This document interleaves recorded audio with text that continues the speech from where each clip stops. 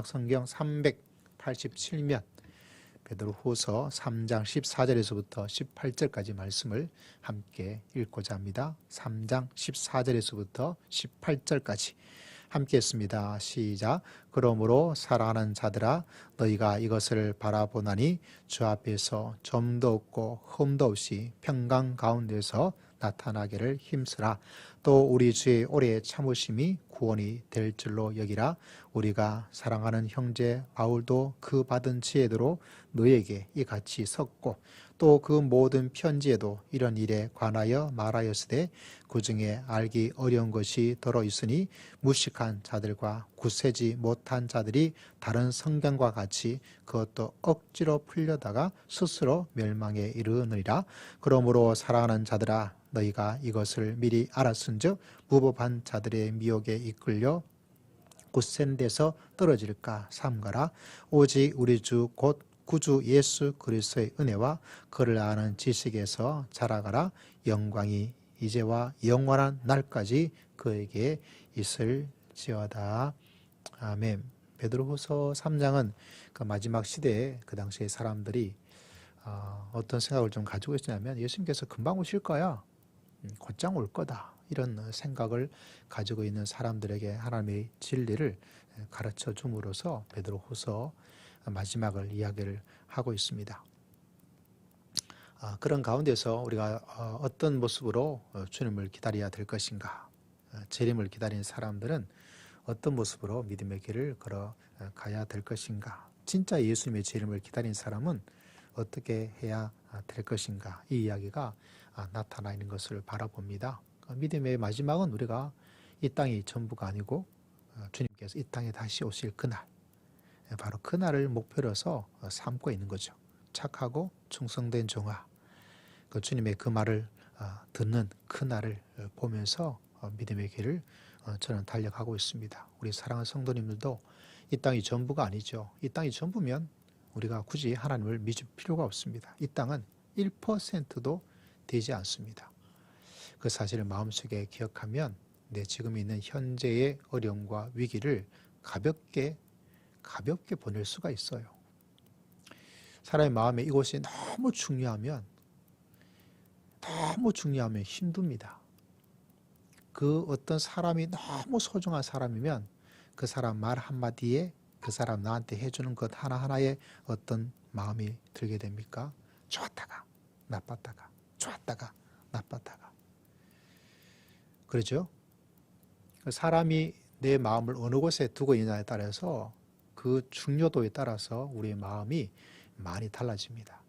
그러나 믿음의 사람이 이 땅이 아니라 저 하늘의 나라를 바라보면서 이 땅을 살아가는 것. 그렇다고 이 땅에 다 필요 없어. 이거는 아니에요. 저 땅, 새하늘과 새 땅이 중요하고 그것을 가기 때문에 내가 무엇을 이 땅에서 준비하고 이 땅에서 준비하여서 그 마지막 때에 하나님께 주시는 영원한 생명의 면류관, 착하고 충성된 종이라는 주님의 인정과 하나님이 주시는 우리에게 주시는 영광을 받을 준비를 하는 것. 그래서 이 땅도 중요하고 저 하늘과 저 세상도 중요하고. 자, 오늘 말씀을 바라보면서 우리가 기억해야 될 것이 몇 가지가 있습니다.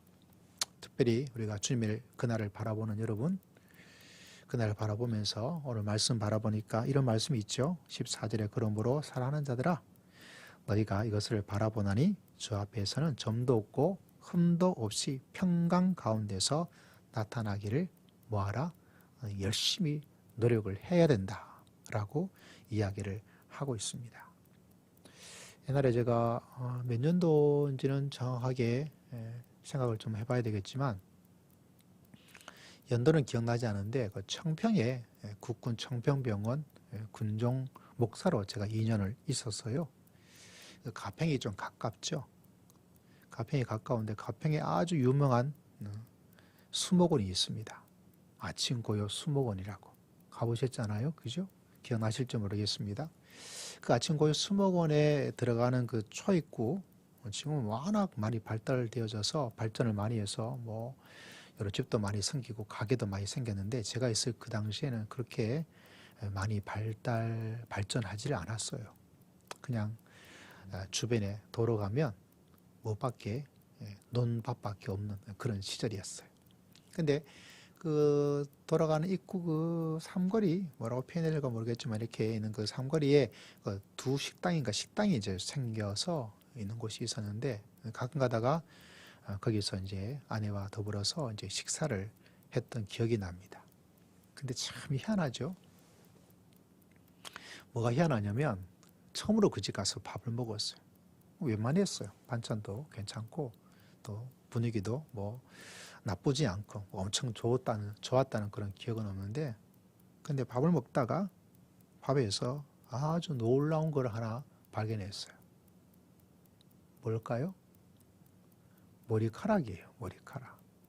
그 흰 밥에 머리카락이 있는 거예요. 누구 머리카락일까요?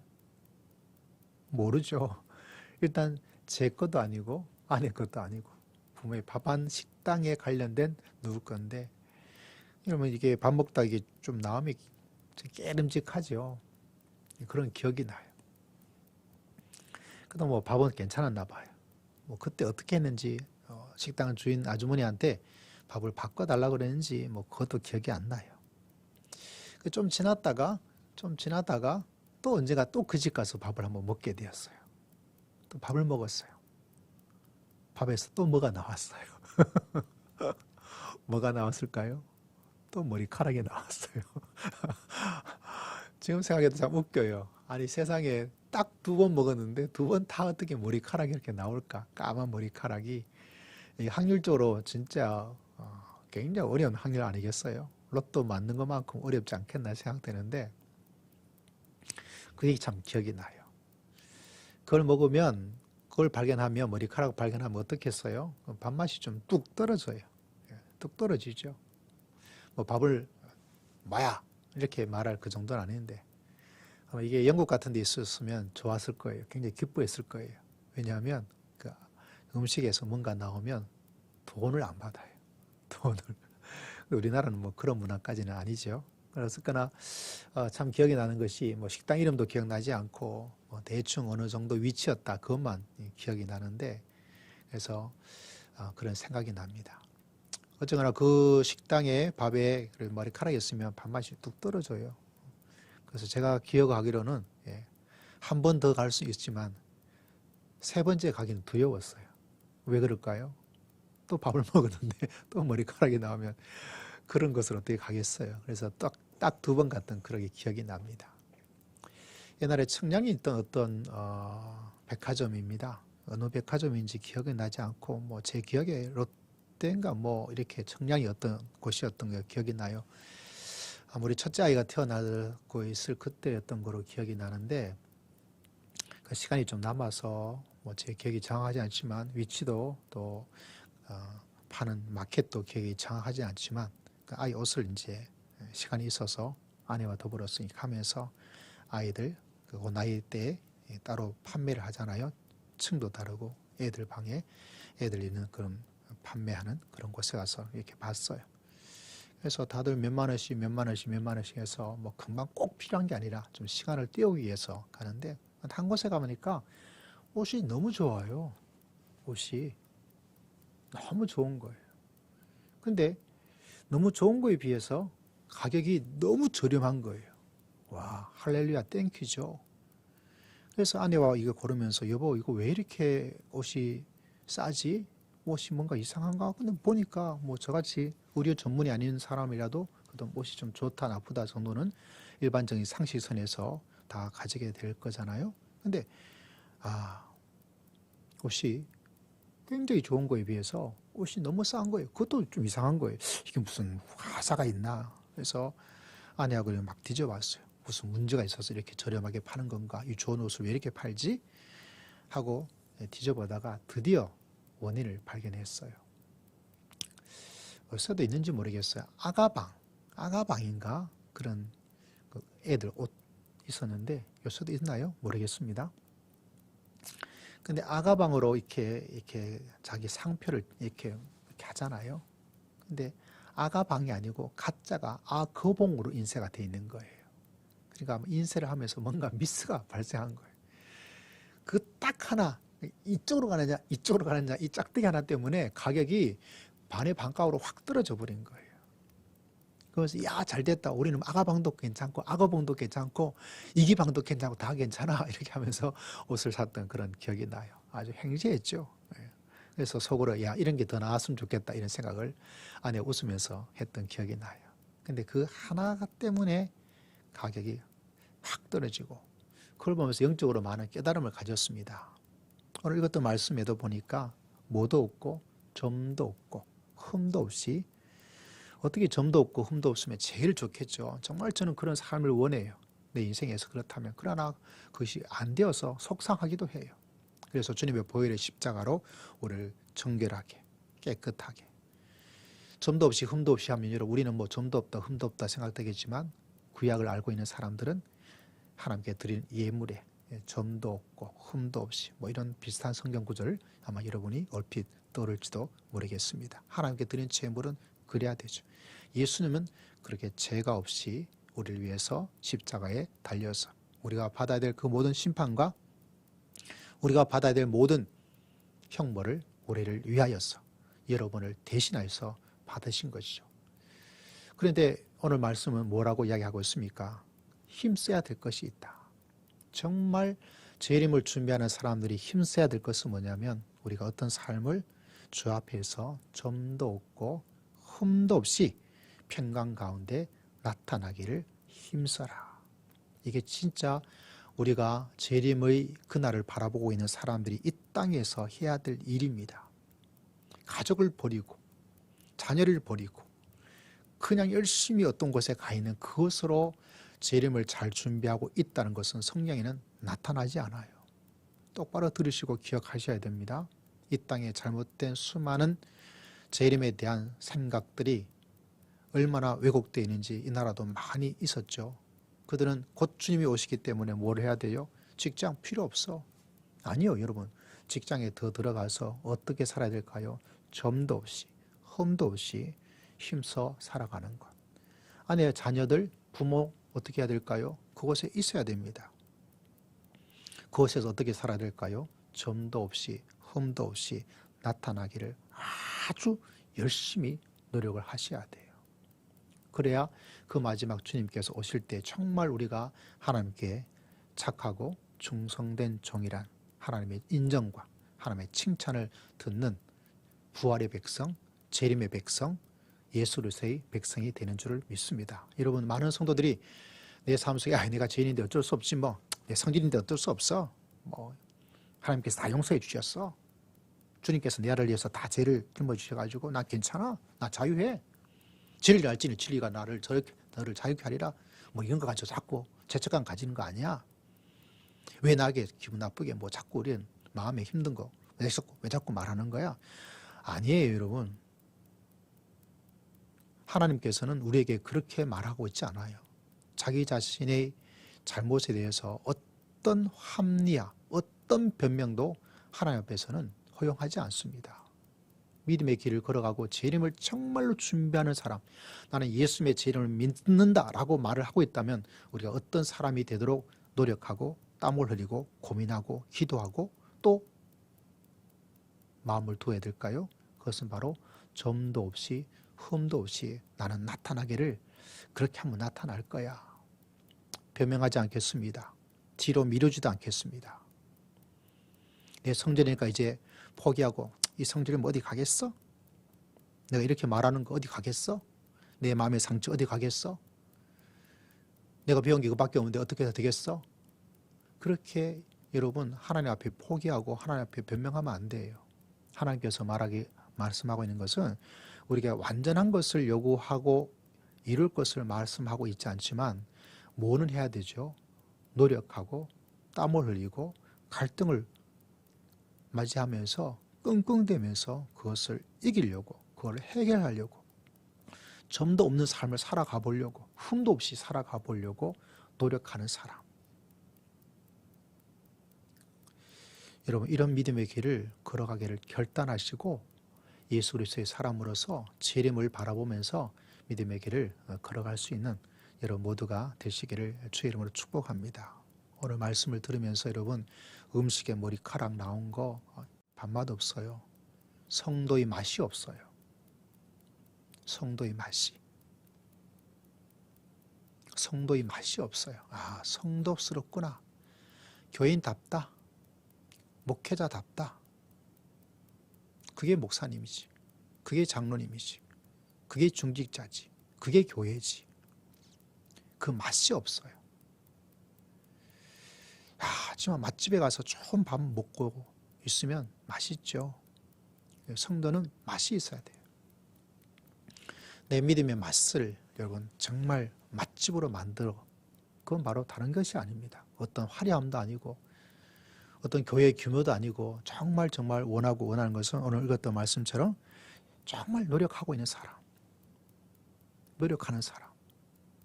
여러분 다윗을 보면 다윗이 참 못돼 빠졌어요.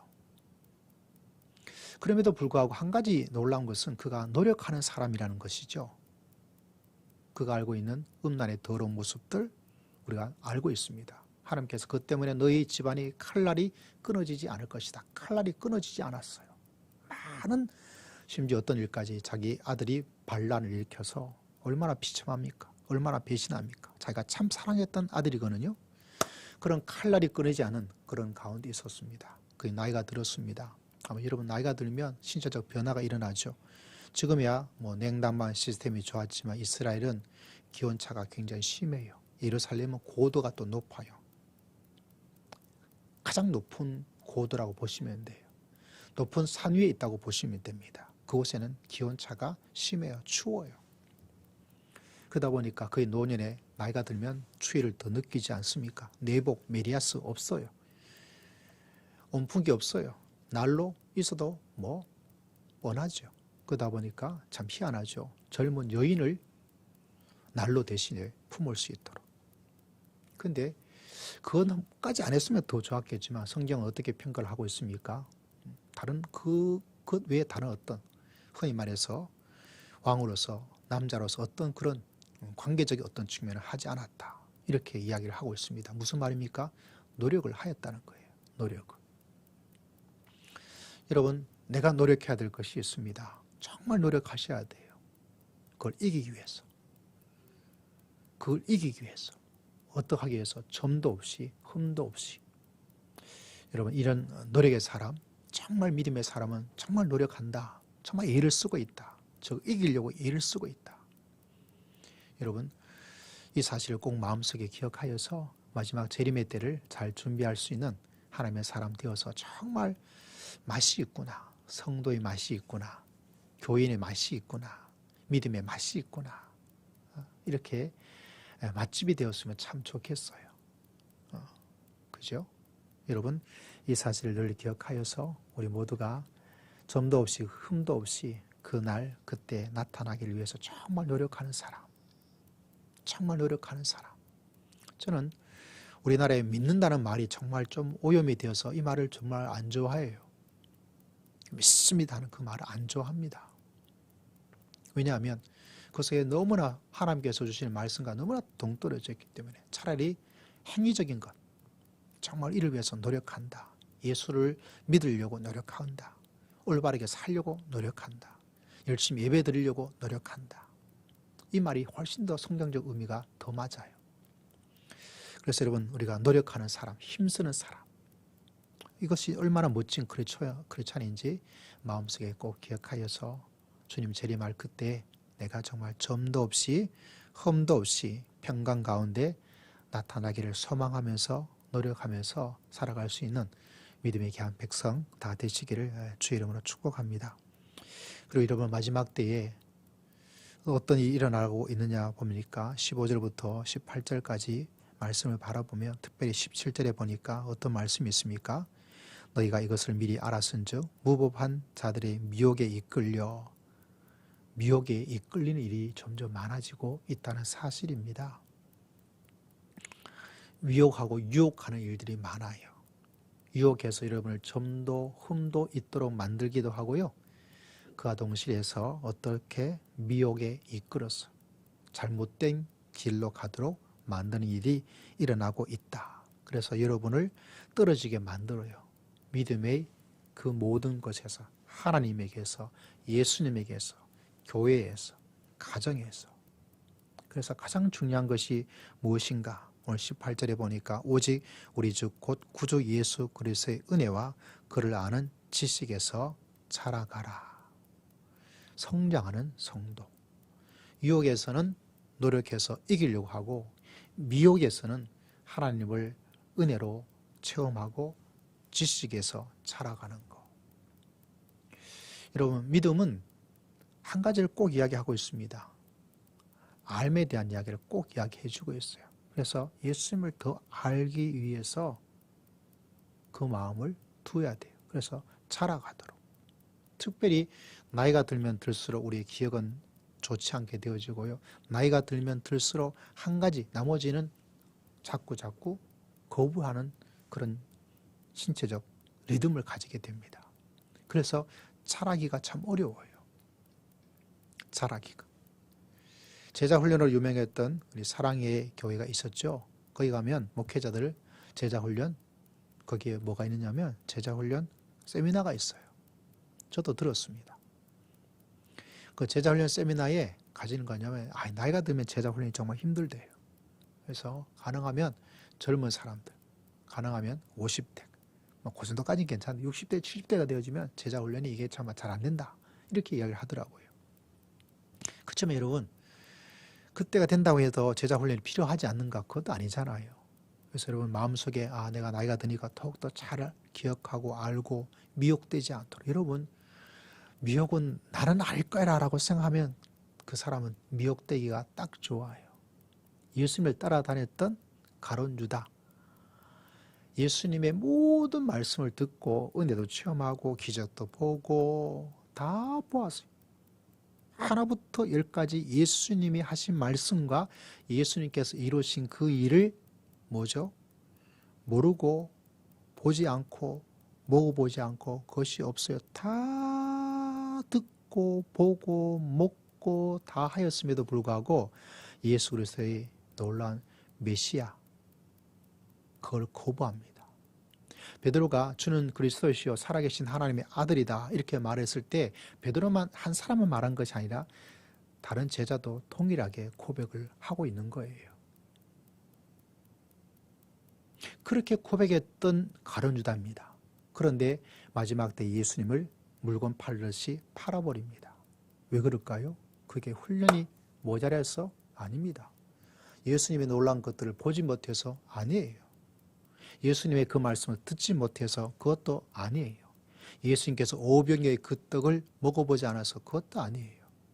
그런 놀라운 것들을 다 알고 보고 듣고 막 이렇게 했으면 아마 여러분 생각하죠. 내가 그 시간 그때 있어서 막 진짜 막 예수님 위해서 막 십자가에 못 박혀 죽고 막 나도 죽자 막 이렇게 했을 것 같은 생각이 들지만 사람은 그렇지 않아요. 미혹에 빠져듭니다. 미혹에. 아담도 미혹에 빠져들고요. 가룟 유다 그 제자도 미혹에 빠져들고. 그래서 미혹에 자신 있다고 말할 수 있는 사람이 없어요.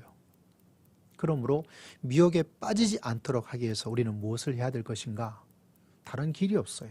오늘 읽었던 말씀을 바라보니까 어떻게 되어 있습니까? 미혹에 이끌려 가지 않으려면 은혜를 충분히 충만해지고 그리고 은혜 충만으로 끝나지 않습니다.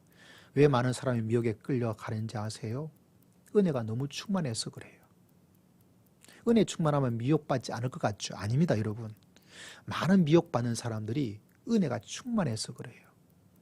말도 안 돼요, 목사님. 자, 들어보세요. 은혜가 충만한것과 동시에 성경은 뭐라고 말씀해 주고 있습니까? 멀리 갈 필요도 없죠. 18절에 오직 우리 주 구주 예수 그리스도의 은혜와 그 다음 뭐라고 되어 있죠? 그를 아는 지식에서 이 이야기가 있습니다.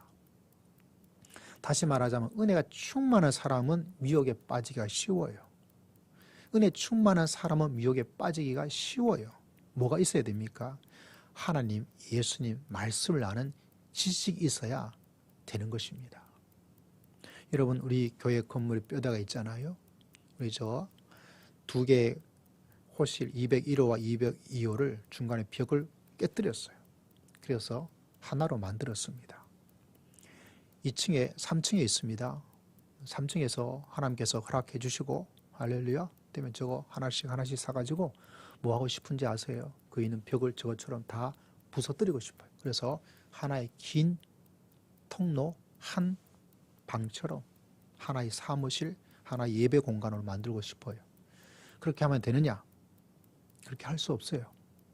왜냐하면 그 기둥 하나하나가 이 건물을 지지하는 지지대가 되어집니다. 그거를 무너뜨리면 어떤 일이 일어날까요? 뭐 괜찮을 수도 있을 거예요. 금방 티가 나지 않겠죠. 그러나 어떻게 됩니까? 언젠가 와르르. 삼풍백화점 여러분 아십니까?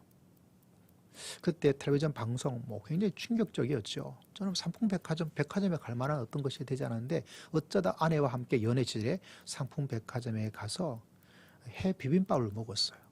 진짜 맛있었어요. 그 기억밖에 없어요.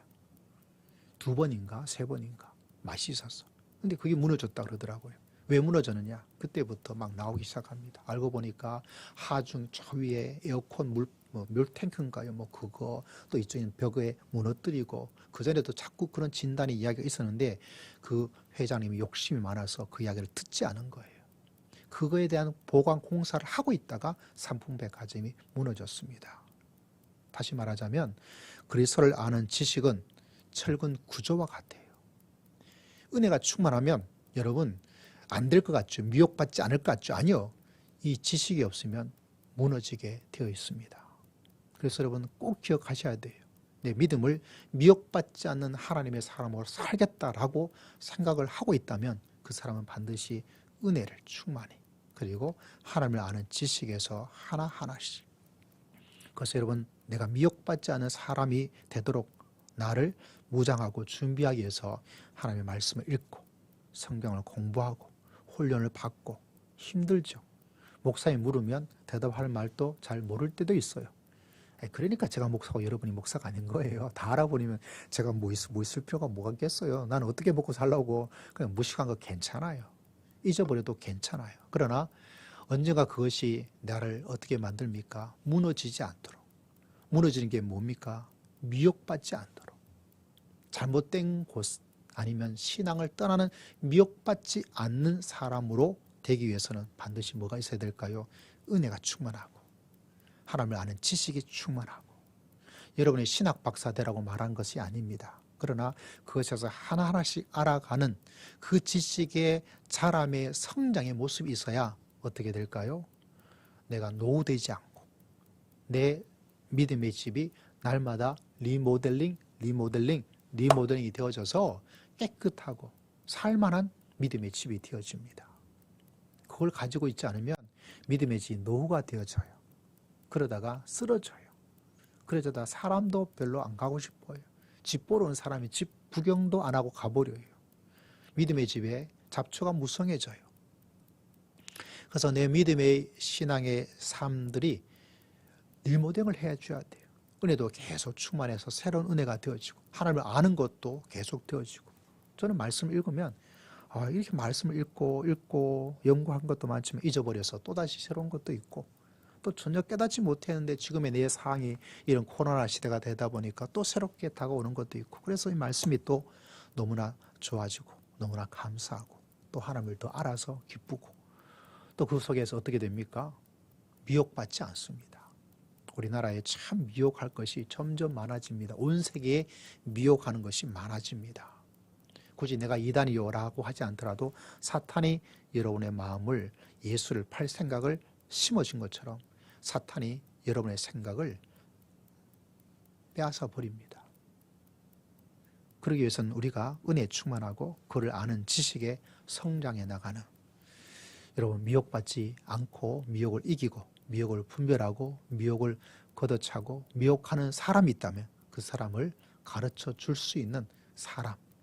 나는 이단 만나기 싫어. 왜? 그 이단이 하는 말에 넘어갈까 봐. 그것도 좋습니다. 그러나 잘 준비해서 이단을 만나면 그거 말이지. 그거 말이지. 목사님한테 데려올 생각하지 마시고 내가 미혹을 이길 수 있는 미혹에 빠진 자들을 그 미혹에서 벗어나게 할 수 있는 준비를 할 수 있는 사람이 되어야 되겠다. 그래야 내 자신도 미혹받지 않고요. 또 미혹에 빠진 자도 올바른 길로 인도할 수 있고 꼭 먹고 알 먹고 그렇게 돼야 되지 않겠습니까? 꼭 그렇게 되지 않더라도 최소한 내 자신이 이게 미혹될 것이다, 아닐 것이다. 그것은 알고 가야죠. 저희 어머니가 26년생 굉장히 옛날 분이죠. 그래도 어머니가 공부를 좀 잘 하셔서 어떤 일제시대 때 선생님이 출천해서 뭐 용산에 우체국 가서 뭐 일할 그런 일을 하셨대요. 그래서 좀 뭐 여성으로서 그 당시에는 그래도 좀 똘똘한 그런 사람이었나 봐요. 어머니가 이제 지방에 계시다가 어느 날 성경 공부 하자 그래서 시간도 좀 많고 해서 이제 일도 다 그만두지 않고 이제 저희 가정집에 형님 가정이 있다 보니까 이제 갔어요. 마산 계실 때. 그래서 이야기를 듣는데 이상한 거예요 이게. 이상한 거예요. 지금 알고 보니까 그게 바로 신천지의 무료 뭐 성경 공부 뭐 그런 곳이에요. 근데 어머니가 뭐 대학교도 나온 거지 않고 그렇지만 이제까지 듣고 알고 뭐 어제도 회장도 하고 권사도 하고 또 뭐 배운 게 좀 있고 하다 보니까 이제 이제까지 들었던 목사님 말씀과 교회에서 배웠던 거 잘 기억하고 또 그런 모임에 꾸준히 가고 해서 이제 가르쳐 주는 게 이상한 거예요. 그래서 이제 이야기를 이렇게 했어요. 질문을 했어요. 왜냐하면 내가 알고 있는 것과 다르니까. 몇 번 질문을 했어요. 그리고 시간이 있으니까 계속 갔어요. 그는 어느 날 거기 담당자가 말을 하더랍니다. 나가려는 저희 어머님을 붙잡고 할머니 이제 오지 마세요 그러더래요. 이제 오지 말라고. 왜냐하면 질문을 하니까 그에 대답을 해야 되는데 그게 적절한 대답을 못 하는 거예요. 그런 어머니가 바로 저희 어머니예요. 미혹받지 않을 정도는 돼야 되죠. 내가 여러분 아닙니다. 여러분. 많은 목회자도 이 지식에 올바로 서 있지 않기 때문에 넘어가요. 넘어갑니다. 저는 신학을 10년을 했어요. 대학 때도 하고 신대원도 하고 그리고 외국 가서도 하고. 뭐 흔히 말해서 큰 교회 목사님들 설교를 저도 들어요. 왜냐 어떤 말씀 하시는지 또 저도 말씀을 듣고 또 배울 게 있으면 배우고. 근데 어떤 데는 참 말도 안 되는 이야기를 할 때가 계세요. 왜 그런가? 성경 말씀을 긴 기간 동안 몰라서 그럴 때가 있어요. 저건 아닌데. 저건 저렇게 해석하면 안 되는데. 그런 게 종종 있을 때가 있어요. 뭐 사람이니까 어쩔 수 없는 연약함을 가지고 있지만. 왜 그런가? 오랫동안 말씀을 알고 있어야 알 수 있는 게 있어요. 그래야 뭐 하지 않습니까? 미혹에 빠지지 않습니다. 이게 뭐냐? 마지막 시대를 준비하는 성도들이 꼭 가져야 돼요. 특히 이 시대가 점점 주님을 만날 때가 가까워지기 때문에 두 가지가 강합니다. 첫째는 유혹이 아주 강하고 쉬워요. 유혹받아서 떨어지기가. 두 번째, 미혹이 아주 충만하게 일어납니다. 성경이 그렇게 이야기해 주고 있어요. 그렇기 때문에 여러분 유혹에 넘어가지 말기 위해서 점과 흠 없이 그것을 노력하는 것 정말 노력하셔야 돼요. 아시겠죠? 변명하지 말고 어쩔 수 없다고 포기하면 여러분 안 됩니다. 주님이 만날 그때에 그 영광에 나타날 그때에 정말 내가 어떤 삶을 살고 나타나야 되겠다. 두 번째 뭐라고요? 미혹. 미혹이 많아집니다. 나는 이제까지 알고 있는 성경적 지식으로 절대로 넘어가지 않을 거야. 여러분 가론유다도 넘어가는데 여러분이 무슨 배짱으로 무슨 생각으로 무슨 뭐로 아니라고 장담을 할 수 있을까요? 그거는 성경에서 가르쳐주고 있는 진리를 내가 무시하는 겁니다. 그렇기 때문에 여러분 점점 더 자라가고 훈련받고 읽고 연구하고 뭐 하자 그러면 내가 아니 필요가 없다라고 생각하지 말고 시간을 내고 또 시간을 내고 노력해서 잊어버리고 잘 모른다 할지라도 사람들한테 모르는 거 들통난다 할지라도 괜찮아요. 도리어 내가 미혹받지 않으려면 더 나아가서 미혹한 자를 이끌어내려면 내가 하나라도 준비해 둬야지. 그러면 자기도 지키고 또 하나님께서 여러분을 통해서 미혹에 빠진 자를 데리고 올 수 있는 구원해 낼 수 있는 하나님의 사람으로 하나님께서 여러분을 사용해 주실 줄 믿습니다. 그러므로 이 마지막 시대에 주를 정말로 여러분이 예수님의 재림을 바라보고 있고 예수님의 재림을 사모하고 예수님의 재림이 있다는 것을 기억하고 있다면 두 가지 혹을 기억하셔야 됩니다. 하나는 유혹이고 하나는 미혹입니다. 오늘 말씀을 마음속에 꼭 기억하여서 정말 주님이 나타날 그때에 저희 개인적 소망은 착하고 충성된 종아. 그 말 한마디면 저는 충분해요. 근데 그런 말을 정말 어떻게 들을까? 참 마음이 안타깝기도 하고 눈물도 나요. 여러분도 그런 마음으로 주님을 바라볼 수 있는 사람이 되었으면 좋겠습니다. 주의 말씀 기억하고 우리 주여 한번 외치고 함께 통성으로 간절히 기도드리겠습니다. 주여 하나님 아버지 나아갑니다. 주님 기억하시고 붙잡아 주시옵기를 아버지 앞에 간절히 바라거나